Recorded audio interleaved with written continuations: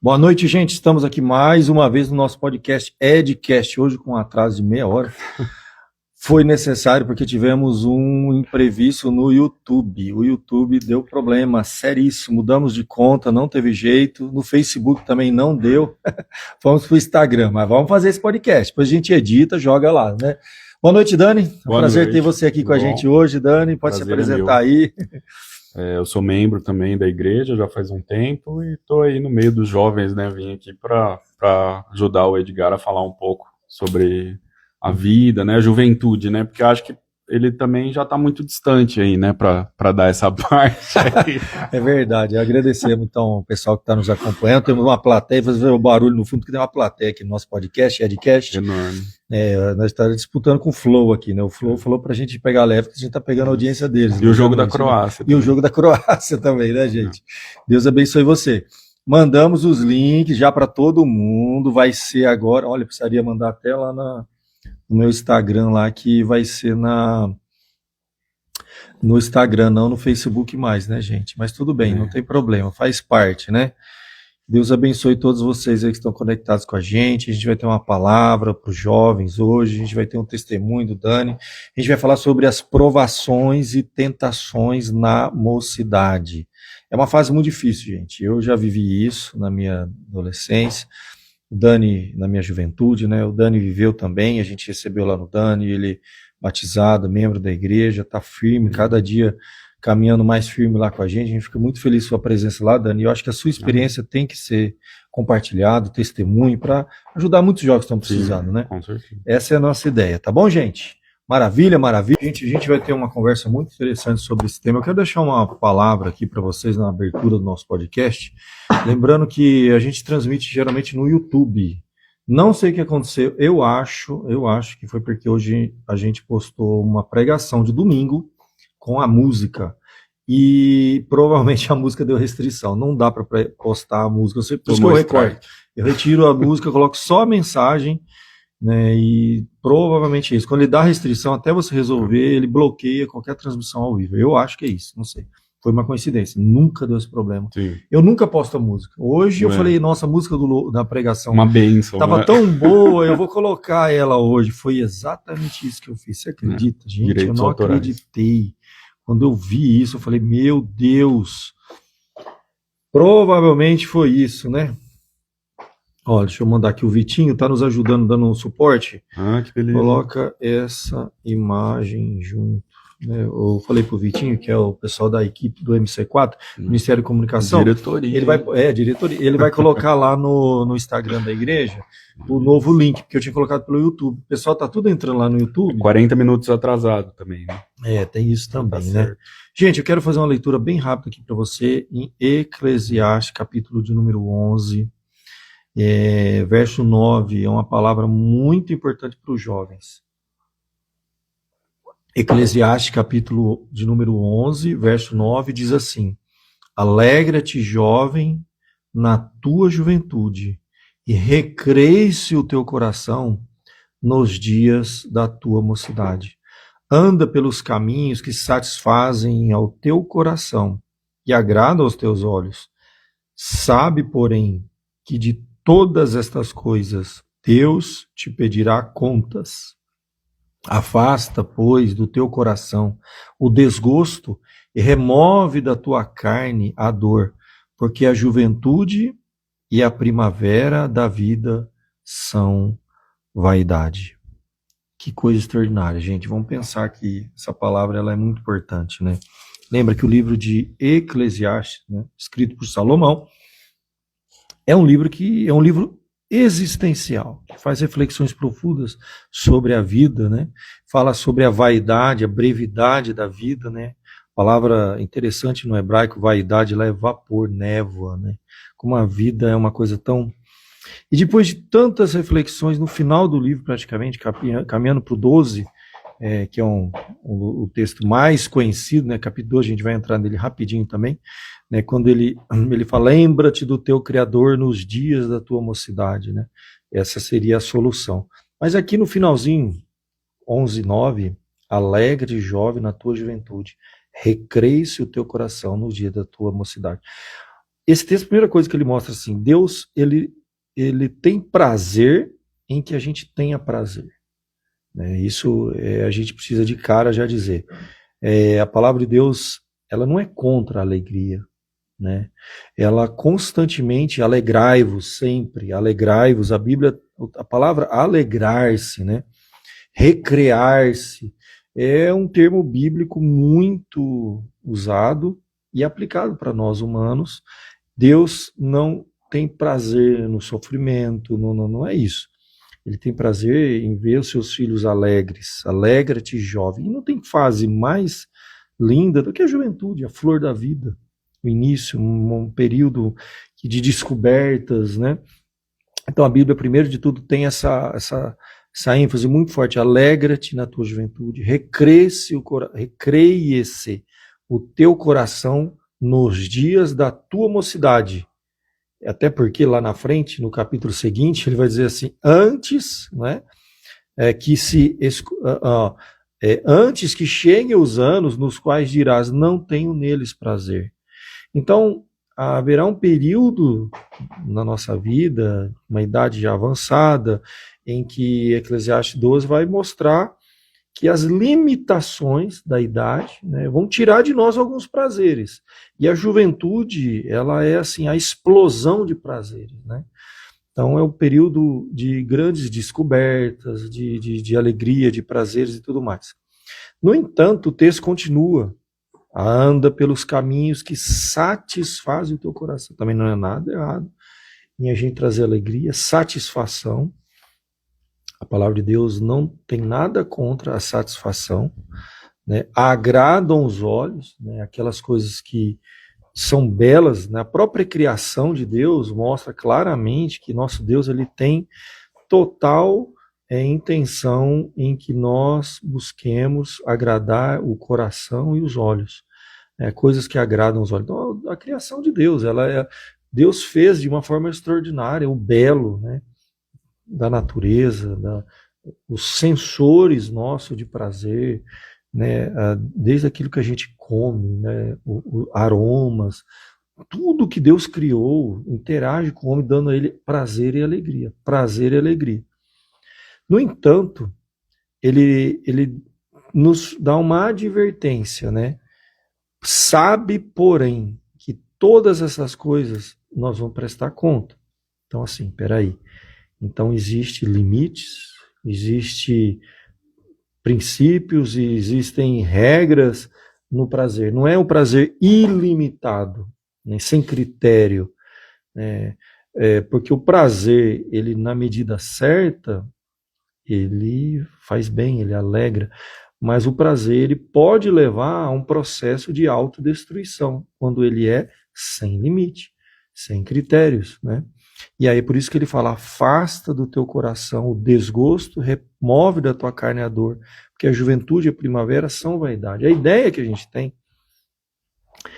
é que o prazer, né, ele tem no tempo certo, né, da nossa vida, o prazer certo para a nossa vida. É interessante a gente pensar isso. Então, a criança tem o prazer de criança, o adolescente, o prazer de adolescente, o jovem, o prazer do jovem, o adulto, o prazer do adulto. Tudo vai passar.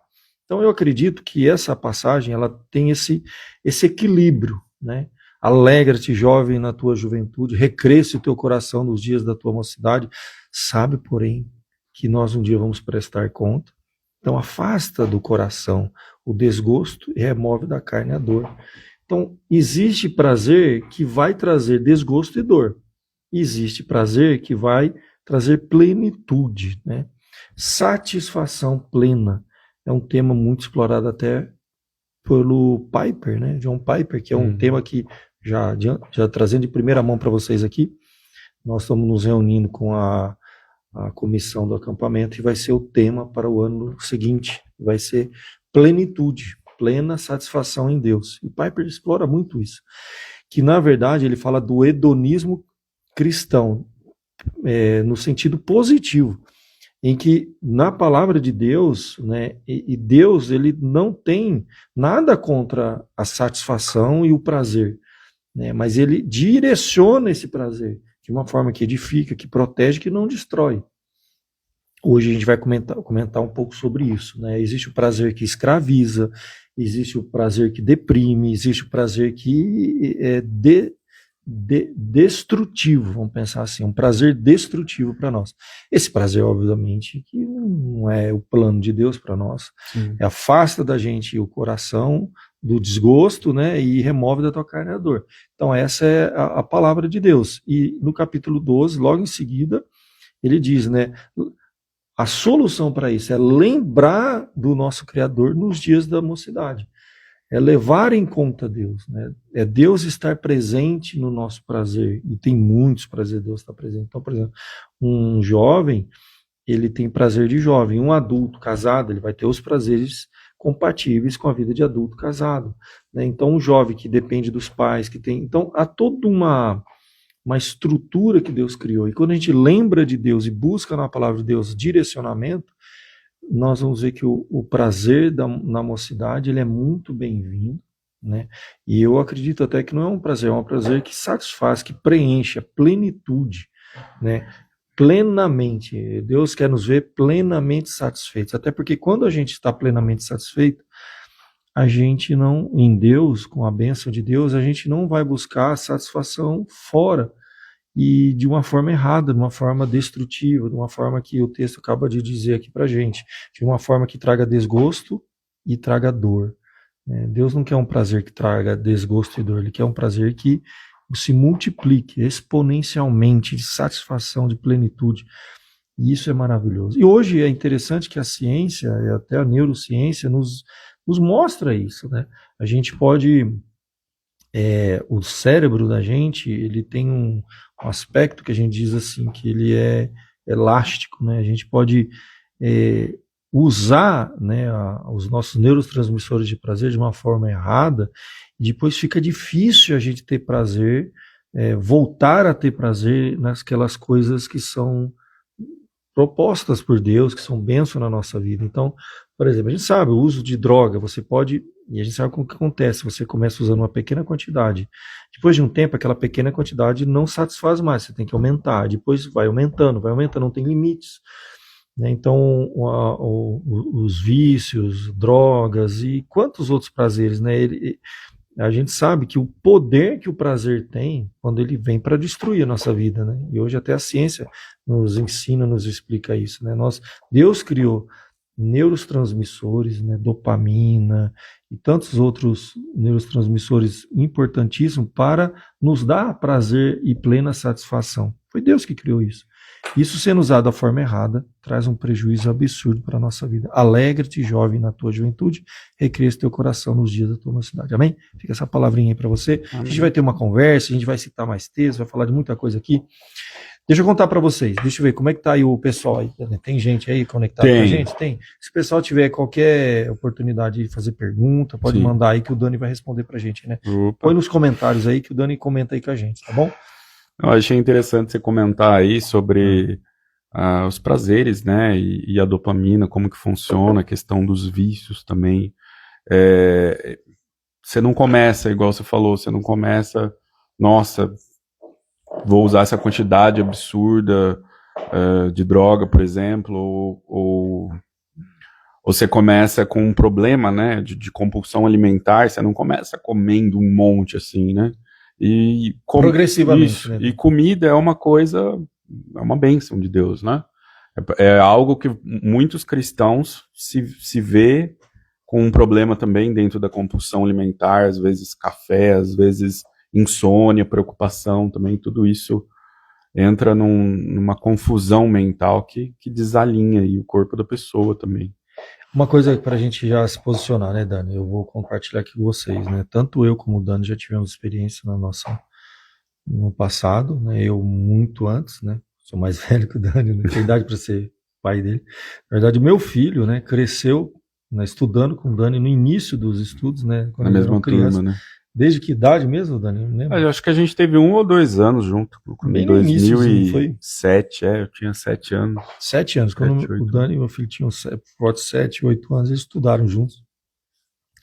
Mas eu, no caso, antes de eu ser cristão, antes de conhecer a palavra de Deus, né, eu tive muitas experiências difíceis, perdi minha mãe era muito, muito cedo, meu pai ele era alcoólatra, eu praticamente fui criado assim, sem nenhum referencial, né, Uhum. passando de casa em família, isso desde meus 7, 8 anos, assim, né.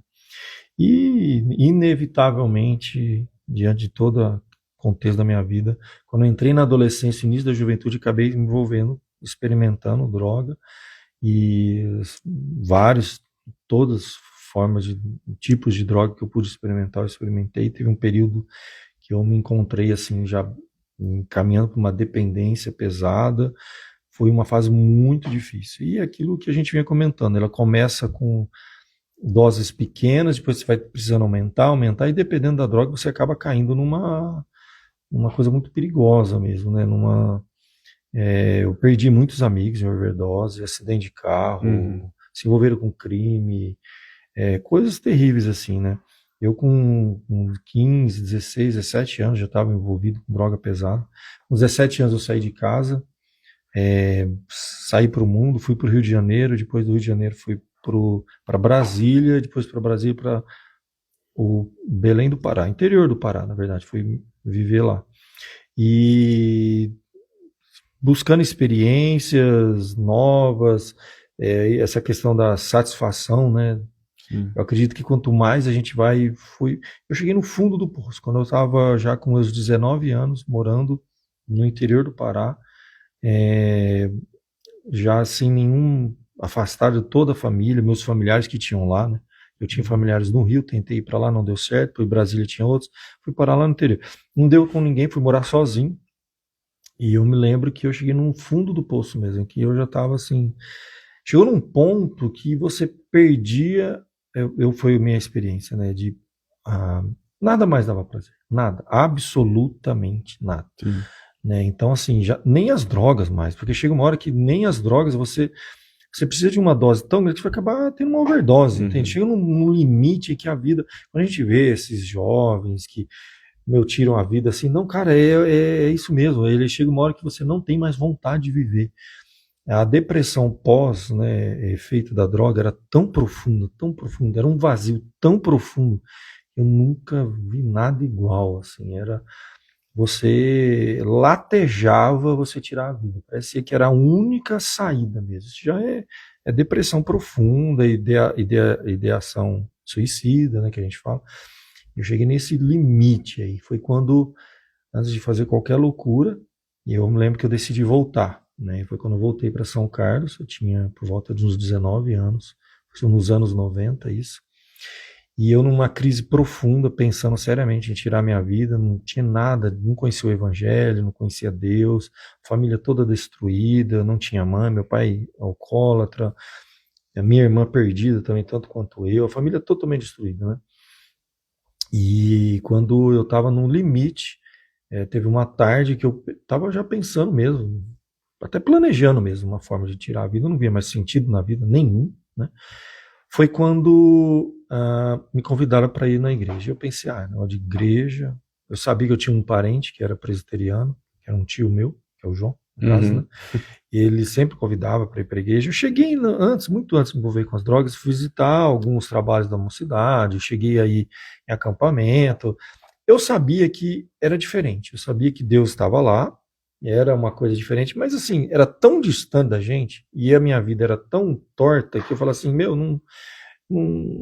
eu achava até que eu, assim, eu não tinha um conhecimento do evangelho, evidentemente, né? Deus vai buscar os perdidos, os doentes, né? Foi nesse período que eu tive um ímpeto, assim, acho que foi Deus que tocou no meu coração, de ir conversar com um pastor. No caso, era o reverendo Nelson, que era pastor da Igreja Presbiteriana de Filadélfia. Eu tinha 19 anos, e eu fui na casa dele, nem fui na igreja, e queria conversar com alguém. E aí eu me lembro que ele tinha um gabinete lá, um escritório na casa dele, a gente sentou, conversou. E eu comecei a compartilhar toda a experiência, ele sabia da minha história, mais ou menos, porque ele tinha um presbítero na igreja dele, que era meu tio, e aí ele viu claramente que eu estava assim, sendo... o inimigo vinha trabalhando de uma forma na minha vida terrível, né? E ele fez uma proposta para mim, antes de eu fazer qualquer loucura, de cometer qualquer coisa, ele falou assim, você não quer vir aqui uma vez por semana, ou alguns dias, não sei, pra gente conversar, eu quero te mostrar uma coisa antes, né, tal. Uhum. Eu me lembro que aí tá bom, aceitei o desafio, comecei a ir na casa dele, periodicamente, e ele começou a mostrar algumas coisas na palavra de Deus, começou a mostrar o mundo espiritual que eu não conhecia, que existia um inimigo que estava trabalhando na nossa vida, como que ele ilude a gente, e o poder que esse inimigo tem para destruir a nossa vida é uma coisa assustadora. E eu comecei a perceber coisas assim, fazer sentido. E me apresentou o Cristo, quem era o Jesus, o que ele veio fazer, o plano da salvação mesmo, né? Que ele veio justamente buscar os pecadores, veio buscar os doentes, né? Que pessoas assim, que estão envolvidas com qualquer coisa ruim, e Cristo vem, conhecereis a verdade vos libertará. Eu entreguei minha vida a Cristo num gabinete, dentro de um escritório, numa casa de um pastor, não foi nem na igreja. Eu não frequentava a igreja. Ali depois, obviamente, que eu vi a necessidade. Entreguei minha vida a Cristo, fui me afastando dos amigos, daquelas amizades, daquelas coisas erradas. Fui progressivamente desligando de tudo e entrei de cabeça. É isso que eu queria. Eu entreguei minha vida a Cristo, comecei a participar dos trabalhos da igreja, a crescer no estudo da palavra, ler a Bíblia. E foi ali que eu fui no despertamento até para missões mesmo. Eu falei, eu quero pregar o evangelho. Eu saí pregando meus amigos, vários. Tive muita experiência de amigos se converterem, de irem, hoje estão, né, seguindo a Cristo, e outras experiências tristes de alguns que se perderam mesmo, morreram mesmo, né? Vários, né? Tive vários casos, né? Enfim, e com a graça de Deus, né? Depois Deus foi caminhando, conheci alguém, casei, tive filhos, né? E acabei indo para o seminário e virei pastor. Mas o meu caminho foi esse, né? Agora, isso aconteceu nos anos 90, né, gente? Eu tenho aí 30 anos que eu passei por essa experiência, né? Eu vou ser sério, assim, a gente sempre acha que na minha vida é mais difícil, né?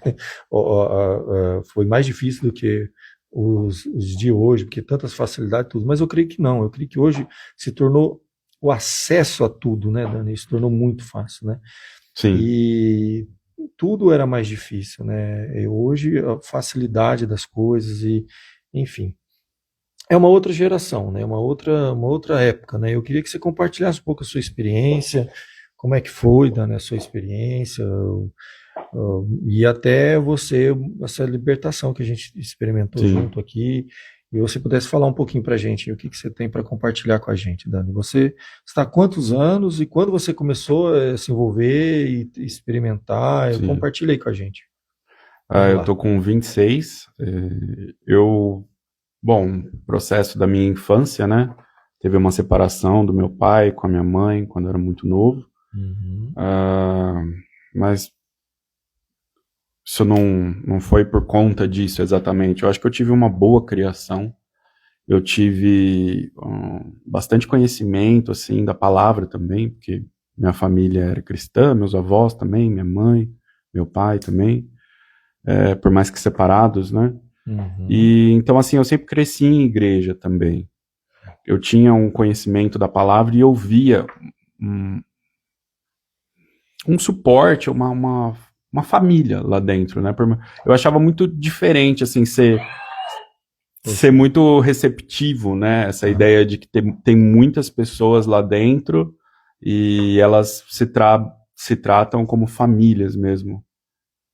E aí... Certo. Pode falar. E aí foi um processo muito diferente, assim, sabe? Depois eu fui crescendo e lá pela minha adolescência, assim, acabei criando um afastamento, aí umas barreiras com a igreja. Então você cresceu na igreja, você teve uma experiência na infância na igreja, né, Dani? Sim, aí eu criei umas barreiras com a igreja, me sentia mais isolado, foi esfriando, assim, qualquer noção de pertencimento, né? E aos poucos eu fui ficando só ali com os amigos da escola e tudo. Aí eu conhecia um amigo muito próximo que que teve uma festa de 15 anos, e aí ele me chamou, e começar as coisas assim, bem simples, né? Aí bebi pra caramba, e depois Parecia vai conhecer. inocente no início. Isso, muito inocente, muito inocente. Aí começa a conhecer algumas drogas e tudo, mas eu acho que a questão principal de tudo isso foi o prazer, assim, no começo, né? A maioria das pessoas que comenta sobre o uso de droga fala, eu até entrei pelo prazer, mas depois não consegue sair. Ou às vezes se perde nessa questão, porque você vai numa festa, você vai num negócio grande, você vai, vou ficar aqui tomando refrigerante, sabe? Poucas pessoas fazem isso, algumas fazem, outras não. Algumas realmente são pelo show, né? Que deveria ser, mas hoje em dia também tem tanto show ruim que você olha e você fala, cara, é impossível a pessoa aí para ouvir esse tipo de música ou estar nesse lugar, assim. E hedonismo também, né? Você quer conhecer outras pessoas, né? Você quer o prazer carnal ali e tudo. Então, assim, hoje em dia, pelo Você começou menos... com álcool mesmo, né? Foi Sim. 15 anos. O Edgar foi meio embalado, assim. Já foi rápido. Foi muito rápido. Vai embalando, assim, tudo junto. Mas, assim, hoje eu não me orgulho. Mas eu vejo que é um processo que acontece fácil, assim, entre as pessoas. E por mais que eu tivesse distante, eu não tivesse frequentado tanto, assim, a igreja, né? Por mais que eu fosse, eu não fui, como que eu posso dizer, discipulado, assim, a ser obrigado a ir na igreja sempre. Não sei dizer se isso ajudaria 100%, né?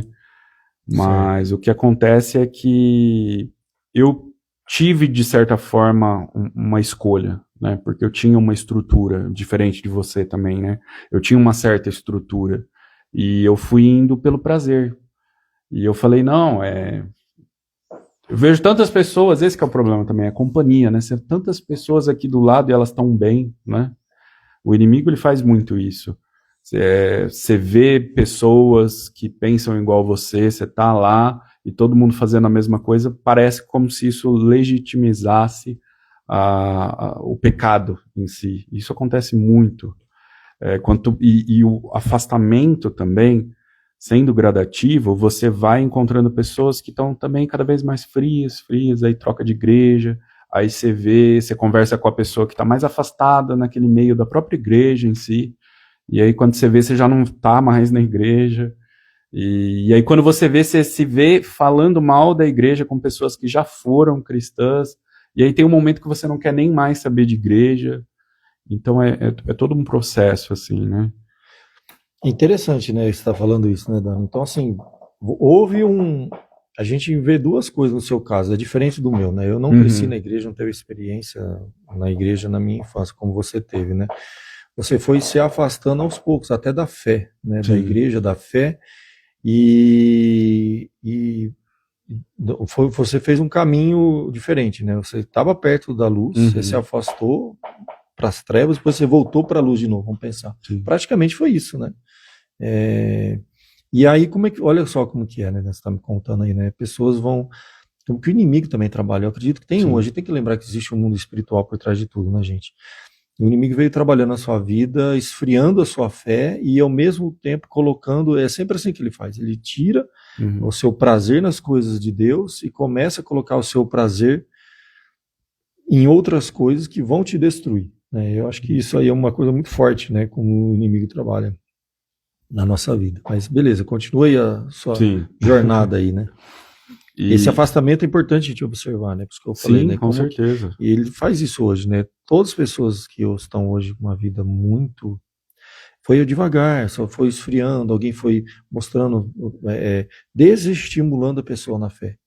Né? A Bíblia, ao mesmo tempo, fala assim para a gente estimular uns aos outros, né? Para nos firmar, mas o inimigo ele vem trabalhando para desestimular. E quando a gente começa, você está alegre, às vezes até bem, e alguém fala, não, olha aquele problema, olha aquele outro problema, olha aquele problema. No menos você percebe, você começa a ver só coisa ruim, qual é o problema, e você vai esfriando, vai se afastando, e ali, a partir daí, o inimigo começa a colocar um monte de coisa no seu caminho, e foi a experiência que você teve, né? Continua aí, então, vamos lá. E tem uma diferença muito grande, né, entre os prazeres que são cristãos, né, da plenitude da presença de Deus, que hoje eu experiencio, E dentro da igreja, o que é interessante do meu testemunho, antes de entrar na pior parte dele, né? É Certo. que quando eu estava nesse período da minha infância, que eu via a familiaridade, a comunhão, não é melhor falando, entre os irmãos em Cristo, eu achava aquilo excelente. Eu acredito que eu tinha um certo tipo não resvalava muita coisa ruim naquele momento, para mim, espiritualmente, na minha vida, né?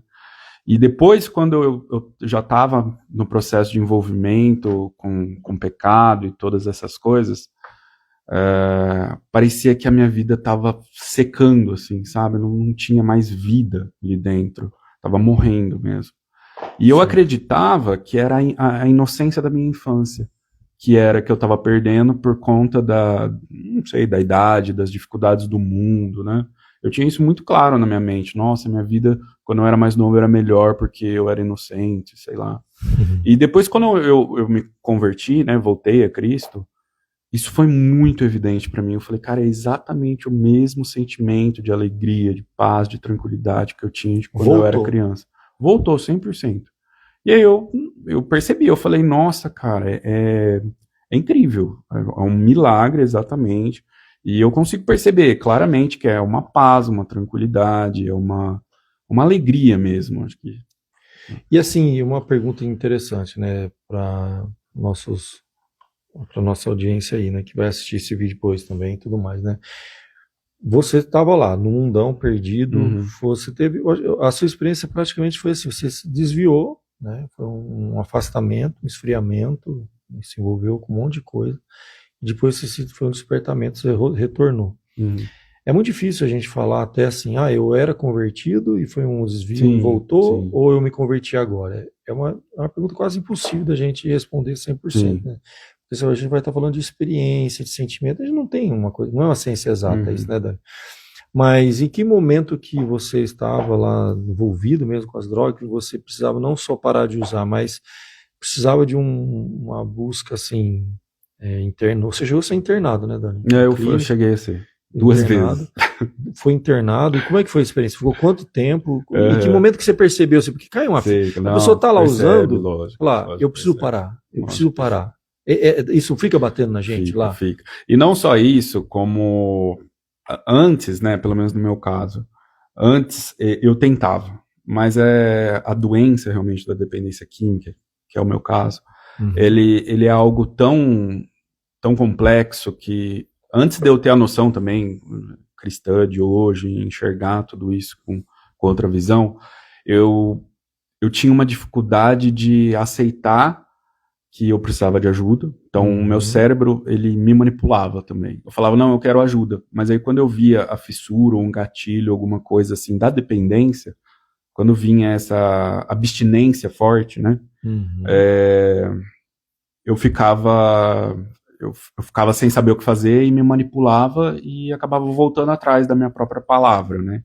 Então eu não tinha aquela estabilidade de falar, não, eu preciso de ajuda, então eu vou pedir ajuda. Você tentou parar sem ajuda? Tentei assim até a página 2, né?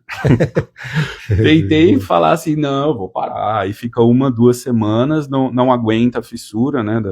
Do período de abstinência, porque os primeiros 15 dias é a abstinência aguda, né? Que é quando a droga tá no corpo e é o momento mais complexo de você parar. E aí depois tem 1 mês, que é a abstinência normal, não lembro o nome certo. E depois tem 9 meses, que é para ela sair do teu corpo mesmo, de fato. Sai do cabelo, do DNA, e aí depois de 9 meses, tanto é que não dá naquele exame, né, de DNA, eu acho que é 6, 9 meses, alguma coisa assim.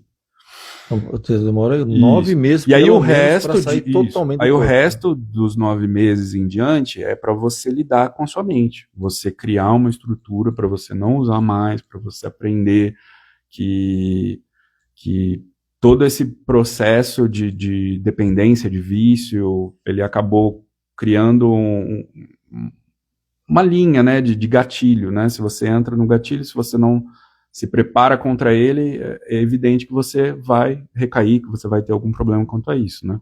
Então, assim, é todo um processo gigantesco. Mas voltando à pergunta que você fez,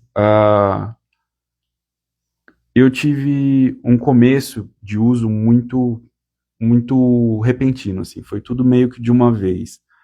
Mas era principalmente pela experiência, pelo prazer. Eu conhecia muitas pessoas, eu ia em muitos eventos diferentes. Eu tinha também um pouco que eu acredito que você teve, né, de viajar em outro lugar, fazer outra coisa e buscar descobrir alguma coisa diferente, né? Como hoje tem muito isso, né? Transcender, né? Que o pessoal até vira até piada, né? Você fala, vou conhecer coisas que as pessoas normalmente não conhecem, né? Por uso de droga, por ser esse movimento contra a cultura, né? Porque tem muita gente que acredita nisso e acredita que isso é a solução dos problemas, né? Que precisa lutar contra a cultura cristã também e outras culturas tradicionais, mas que isso acaba corrompendo a mente e a vida e a rotina da pessoa como um todo, né? E aí eu, lutando contra tudo isso, acabei entrando e num processo de alguns 2 ou 3 anos de uso intenso também. Com quantos anos mesmo você começou a usar? Eu comecei com 15, mas era não todas as vezes, né? Mas começou a se tornar frequente com 17 aos 19, 20, por aí se tornou frequente. É o fundo do poço que a gente fala, né? Que foi o período que você está mais intenso ali, né? Isso. Aí, 21, eu fui internado, de fato. Aonde você foi internado? Em São Bernardo. São Bernardo, aí depois, uma clínica e tal. Ficou quanto tempo internado? Né? Eu fiquei 10 meses e 15 dias. Nossa, só que aí, num período que eu cheguei lá, eu tive uma transferência e voltei, porque eu dei trabalho também, não queria ficar internado. Ninguém quer, né? Ninguém quer, né? Cara, e foi compulsório a sua internação? Foi compulsório. A primeira foi compulsória, aí depois que eu recaí, né, depois de 10 meses, 15 dias, eu percebi, quando eu recaí, eu falei, não, eu caí, mas não é que eu queria usar, é que eu não me preparei o suficiente, porque eu não estava acreditando que era uma doença realmente complexa de lidar. Falei, não, eu mudei agora eu quero melhorar e tudo. É uma doença mesmo, hoje é adicto, né, que a gente fala, né? Não tenho a menor dúvida. E eu não me preparei o suficiente, né? Eu não excluí as minhas redes sociais, não fiquei longe de lugares de ativa, pessoas de ativa, ambientes, e tudo isso fez com que eu não tivesse forte para aguentar as dificuldades, né? Para vencer para vencer a adicção, né? E aí a segunda eu fiz só de 1 mês a internação, e foi voluntária e acabou tendo um resultado até hoje. Melhor do que... Vou fazer... Foi a última vez, já quanto tempo? Aí vou fazer 3 anos limpo agora já. Nossa, 3 anos. E eu vejo uma diferença assim absurda da minha vida como um todo, mas também da decisão, né? Eu acho que foi um momento que eu decidi, me preparei, eu falei, eu não quero mais isso pra minha vida, sabe? Amém. Antes eu tava num processo, eu orava, eu buscava, mas existe uma diferença entre você ter aquele período de entrega, né? Você falar, não, vou entregar as minhas vontades, eu vou aceitar que eu tenho um problema com droga e eu vou pedir ajuda para quem tá lá disposto a me ajudar, né? Quem conhece. Eu acho que esse processo, né, Dani, e você falou quanto tempo então já tem? Você tá 3 anos. 3 anos, né? É um tempo muito bom. E aí eu acredito que é o retornar à vida, né? A vida comunitária, a vida social, família. Sim. Eu acredito que preencher ele com coisas relevantes, coisas que dão uma nova satisfação. É redescobrir a satisfação que a gente vinha conversando na mensagem que eu li, né? Eu acredito isso, que todas as experiências que eu já vi de pessoas, né? No meu caso eu não precisei ser internado, não cheguei a ser internado, né? Mas eu praticamente assim, eu acho que eu inconscientemente, né, o que eu vivi foi muito parecido com uma internação. Eu me desliguei de todos os meus amigos daquela bagunça, eu não tinha rede social, essas coisas.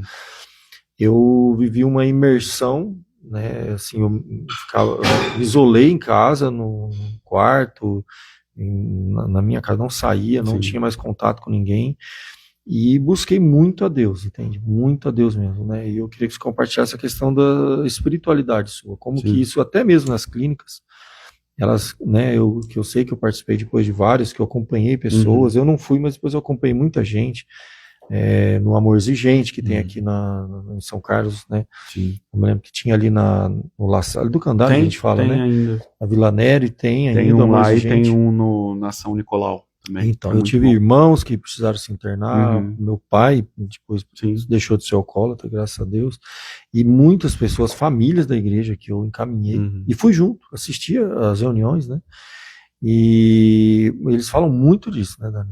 Sim. Dificilmente a pessoa consegue se ele não tiver uma força maior, algo maior do que ele, que no caso é buscar em Deus mesmo, né? Eu acho que para tudo na vida, mas inclusive para isso. Então compartilha assim, quando que você começou a ter essa experiência de era necessário mais do que só uma clínica, mas uma transformação espiritual na sua vida, né?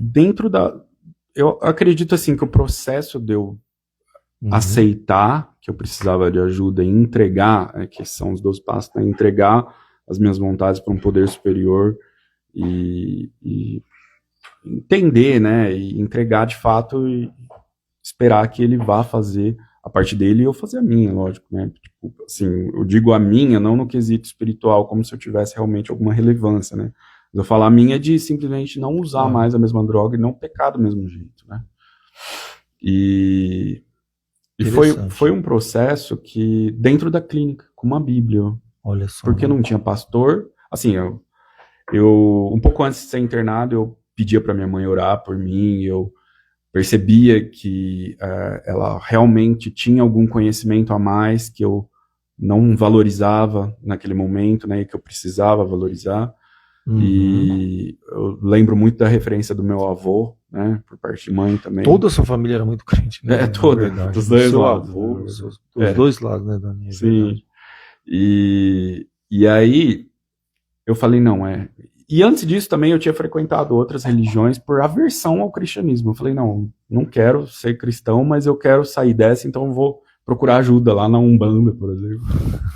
Que a Umbanda vai me ajudar, porque eu não quero ir, porque esse Deus aí do cristianismo eu conheço, não vai resolver.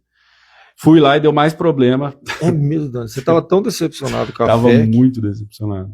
Só que só me derrubava mais, cara, quando eu ia lá na Umbanda, fazia aqueles negócios lá, tomar banho de não sei o quê. Nossa. Você teve experiência com isso aí, então? Tive também. Enfim. Aí, eu, na clínica mesmo, com uma Bíblia, eu passei a ler lá dentro, eu passei a buscar, a fazer o que estava escrito lá, e o que eu não lembrava muito também do que eu tinha aprendido quando eu era criança, mas eu comecei a aplicar lá, e eu comecei a servir lá dentro da clínica. Tinha muita gente que não gostava de ajudar nas práticas lá da clínica, por exemplo, lavar o chão, não sei o que, rastelar, não sei o que, eu ia lá de prontidão, querendo ajudar, porque eu falei, não quero ficar deitado, eu não quero ficar procurando me esconder dessas atividades aqui, que eu quero me recuperar, cara, eu quero fazer o certo. Eu doei também boa parte do meu guarda-roupa que eu tinha lá, porque várias pessoas que eram menos favorecidas do que eu também, e ajudei bastante gente lá dentro, e as que eu mais ajudei, cara, foram as que mais me passaram a perna mesmo lá dentro, foi muito assim, muito triste, sabe? Eu lembro que tinha 2 pessoas principalmente, né? Tinha um rapaz que eu tinha dado um moletom, ele falou, é meu aniversário hoje, eu falei, dei um moletom super legal pra ele, que eu gostava. Nossa, um monte de camiseta, um monte de coisa assim. O outro rapaz também, uma toalha, eu acho que eu dei, uma coberta, alguma coisa assim. Isso na segunda internação? Não, na primeira. Na primeira. Isso. Aí eu ajudei pra caramba, cara. E aí, num dia que eu saí de ressocialização, que eles chamam, né, que é um processo para ver se você consegue voltar a viver em comunidade, né, sem recair. Igual as clínicas. Isso, exatamente. Foi um processo aí que eu fiquei um final de semana na minha casa e tal, para ver se eu conseguia não recair tão rápido, né? E aí eu voltei para a clínica de novo, depois do final do final de semana, e, cara, tinham pegado umas coisas no meu armário, tinha usado Mexido lá. um tênis meu, tinha tirado o cadarço e palmilha, cara, um negócio assim, você fala, que absurdo, abriu o armário, É, roubou coisa, roubou livro meu, eu imagino. Ah, é um lugar bem complexo, né? Todo mundo é, que está ali está muito doente, está sim. atormentado, né? E nesse lugar que você foi, tinha algum trabalho com espiritualidade, fé, Isso, tinha, mas pregação? era muito assim, muito pobre também comparado É, ao que a gente vê na igreja, era de fato, raso, que vamos pastor, falar assim, né? era muito raso, tinha algumas coisas até meio assim, É porque mas Deus vai geralmente não guiando, é né? denominacional, né? Isso, É isso, aberto, vem aham, qualquer um, prega, isso, ensina, porque isso. eles têm sede, né, de gente para. Tem Sim, pouca gente sim. que faz um trabalho Não, sério mas desse, com né? certeza é muito importante. É É. muito importante qualquer trabalho. E eu lembro que tinha uma missionária que foi lá, eu acho que era batista, não lembro. Falou bem, falou alguma coisa diferente. Você vê que tem um embasamento mais interessante, assim. Mas tudo isso faz diferença, sabe? E Deus vai guiando. Eu tinha uma Bíblia lá e o pouco que eu lia, eu vi Olha que só. Deus ia trabalhando dentro de mim. Eu fui buscando mudar, né? Eu não Uhum. queria mais uh, a mesma vida, né? E eu cheguei num processo que antes da internação eu quase tive uma overdose, né? Eu A segunda ou a primeira? não, a primeira. A primeira, né? É. Aí cara, eu cheguei em casa um dia com o carro, acho que tava os dois pneus furados, não sei nem como que eu consegui chegar. Nossa. Então, assim, coisas muito graves que eu fiz e que acabou acontecendo na minha vida. E hoje eu olho e falo, cara, é pela graça e É, Deus te misericórdia de guardou, né, Deus Dan? mesmo. E como é que foi o seu envolvimento já com a fé mesmo? Você voltou para a igreja. Eu lembro que na Uhum. segunda internação, você já estava tendo contato lá com a nossa Sim, igreja, né? Você sim, estava indo em alguns sim, encontros, né? sim. Foi um processo também esse retorno, né, Dani? Como é que foi Eu assim? tava buscando uma igreja, na verdade, eu frequentei como chama a igreja? A Conviver, inclusive, eu Hum, fui você uns chegou em três várias domingos. igrejas na cidade? Não, Não, não foi umas tudo. 3 vezes na Ah, Conviver e fui uma ou duas vezes na Vila Alpes também. E aí teve um momento que eu tava pensando qual era melhor, qual que eu vou ficar, qual que eu não vou ficar. E acabei ficando na Vila Alpes porque algumas pregações que eu ouvi lá, eu falei, não, tem um conteúdo diferente aqui. ai, que bom. Acho a Vila Alpes eu acho bem legal também que tem uma comunidade, ela é uma igreja que é bem estruturada dentro dela mesmo, assim. Eu acho que os membros ajudam os outros e é muito Que bom. Eu benção que você encontro isso até encontrou esse hoje. espaço, né, com a sua mãe, tudo lá. Eu Sim, acredito assim, quem está ouvindo a gente, né, faça se necessário interna, né, tem gente que não precisa, mas se é necessário vá à é, internação, isso é importante. Eu acho que esse desligamento, mas quando volta, tem que preencher com algo a mais, senão eu acredito que sim, concordo. e nada mais poderoso do que a pessoa entregar a sua vida a Cristo. E como é que foi a sua experiência de retorno à sua espiritualidade com Deus, né? Como é que você foi crescendo espiritualmente? E como é que foi o que tocou em você assim? Você voltou à palavra, oração, experiência com Deus? Como é que tem sido assim? Eu acho que esse é o maior mistério que existe, porque eu não vejo uma evidência maior de que a salvação e a redenção e a santificação ele é um processo de Deus mesmo e é a obra dele. Então, assim, muitas coisas que eu vivi, passei até aqui, eu nem sei dizer como que eu consegui chegar até aqui, sabe? É realmente porque Deus permitiu, porque Deus fez a obra dele e eu tô lá, sabe? É, Então tem muita coisa assim que eu olho e falo, ó, eu não sei se eu tô fazendo minha parte ou não, mas eu tô vendo que tá dando certo e Deus tá sendo muito bom comigo até aqui. amém.